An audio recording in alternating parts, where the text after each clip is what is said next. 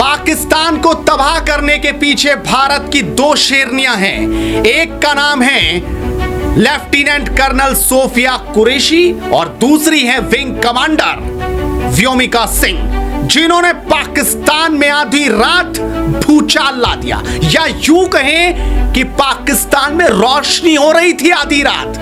जब पूरी दुनिया सोई हुई थी तब पाकिस्तान जगमगा रहा था। और उसके पीछे ये दो भारतीय शेरनी हैं, जिन्होंने धर्म नहीं पूछा, जिन्होंने पैंट नहीं खुलवाई, जिन्होंने चुन चुन कर नहीं मारा, बल्कि तैयारी थी और घुस कर मारा। नमस्कार, स्वागत है आपका एडवांस इंडिया पर। मैं हूं नवीन चौहान। आपको याद है ना 22 तारीख की वो घटना जब पहलगांव में किस तरीके से पैंट खुलवाई गई, धर्म पूछ पूछ कर सुहाग उजाड़े गए। लेकिन उस सुहाग की रक्षा के लिए, उसका बदला लेने के लिए आज भारत की दो शेरनियों को जिम्मेदारी दी गई। जब आधी रात आप सो चुके होंगे ना, नींद में होंगे, उस वक्त ये दो शेरनियां दहाड़े मार रही थी। इनकी दहाड़ पाकिस्तान सुन रहा था। एक है व्योमिका सिंह और दूसरी है सोफिया कुरैशी। जी हां, वही सोफिया कुरैशी जब 1999 में भारत और पाकिस्तान के बीच करगिल छिड़ा हुआ था, तब इन्होंने ये ठान लिया था कि वो भारतीय सेना में शामिल होंगी। तब वो 17 साल की थी और उनके अंदर वही जज्बा था कि वो पाकिस्तान को जवाब देंगी। और जब 2025 आता है तो उनकी तैयारी पूरी हो चुकी थी।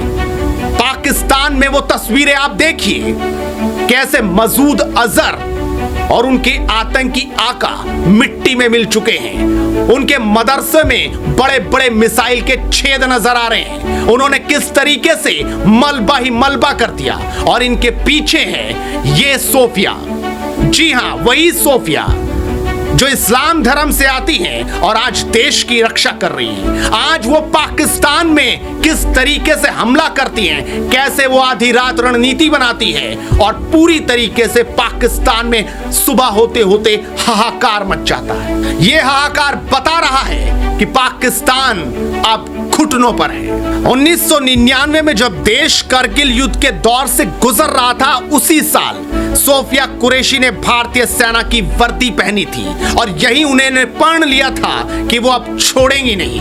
उसकी आज बानगी पूरी दुनिया देख रही है। लेकिन आपको पता होना चाहिए कि जब 2016 आया था, तब वो लीड कर रही थी उस सेना के ऑपरेशन को जिसने पूरी दुनिया में ताकत दिखाई। उन्होंने अमेरिका में हुए बहुराष्ट्रीय सैन्य अभ्यास में भारत की सैन्य टुकड़ी का नेतृत्व किया था। जी हां, आप समझिए, अमेरिका में भारतीय सेना की टुकड़ी का नेतृत्व भी सोफिया ने ही किया था। लेकिन वो यही नहीं रुकती, उन पर मोदी को भरोसा ऐसा ही नहीं हो गया। पहले तो 1999, उसके बाद 2016 और अब बारी 2025 की थी।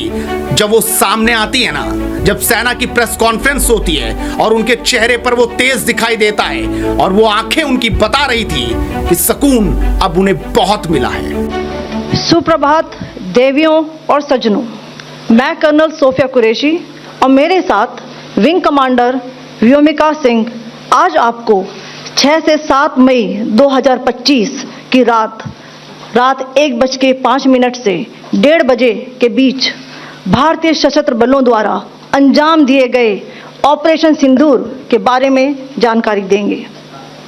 ऑपरेशन सिंदूर 22 अप्रैल को पहलगाम में हुए विभत्स आतंकवादी हमले के शिकार मासूम नागरिकों व उनके परिवारों को न्याय देने के लिए लॉन्च किया गया था।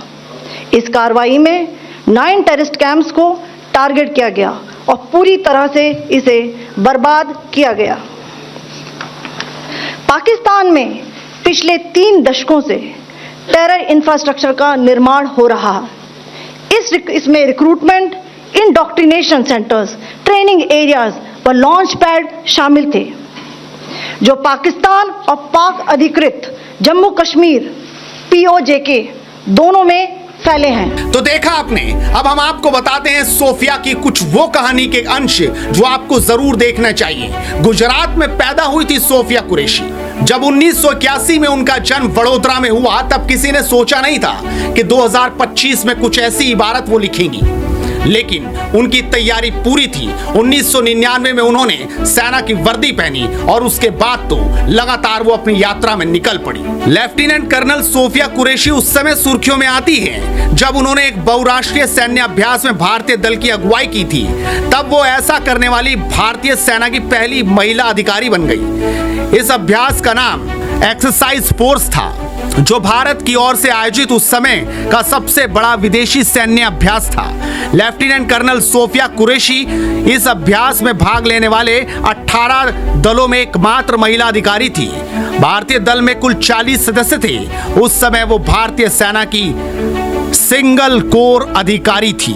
आपको बता दें कि उनके दादा भी सेना में थे, उनके पिता भी सेना में थे।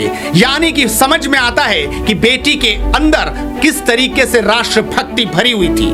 और उसी राष्ट्रभक्ति का एक कारण था कि 2025 में जब 7 मई की तारीख आई तो उन्होंने 19 मिनट में पाकिस्तान के 9 ठिकानों पर ऐसी बमबारी की कि एक तरफ तो मसूद अजहर का पूरा परिवार तबाह हो गया।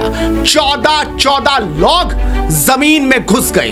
19 मिनट में ऐसा उन्होंने हमला कराया, इस तरीके से रणनीति बनाई कि पाकिस्तान के आका, पाकिस्तान के आतंकवादी और पाकिस्तान की सरकार कपकपी भरी निगाहों से अब देख रही है।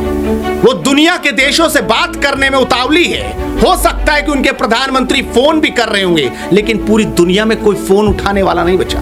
कोई उनको अब बातचीत का रास्ता नहीं निकाल रहा है, कोई बात नहीं कर रहा है। ये हालात इस वक्त पाकिस्तान के हो रहे हैं। और सबसे बड़ी बात, इस तस्वीर को देखकर तो वाकई सुकून बहुत मिलता है। वो बताता है कि इन 2 शेरनियों ने इस तरीके से तबाही का मंजर पाकिस्तान में पैदा किया जो उनके जहन से शायद कई सालों तक ना निकल पाए। Selection of these targets for Operation Sindoor was based on credible intelligence inputs and role of these facilities in perpetrating the terror activities. The locations were so selected to avoid damage to civilian infrastructures and loss of any civilian lives.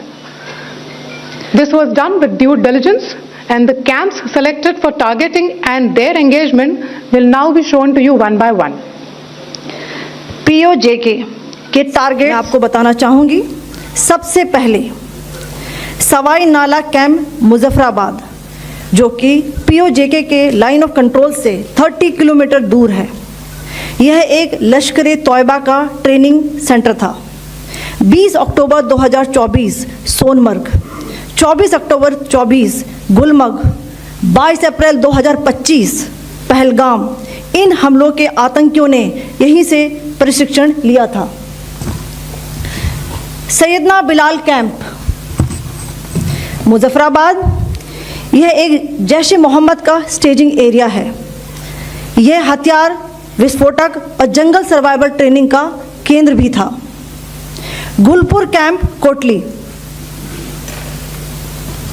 यह LOC से 30 kilometre दूर था। लश्कर तोयबा का base था जो रजौरी पुंछ में सक्रिय था।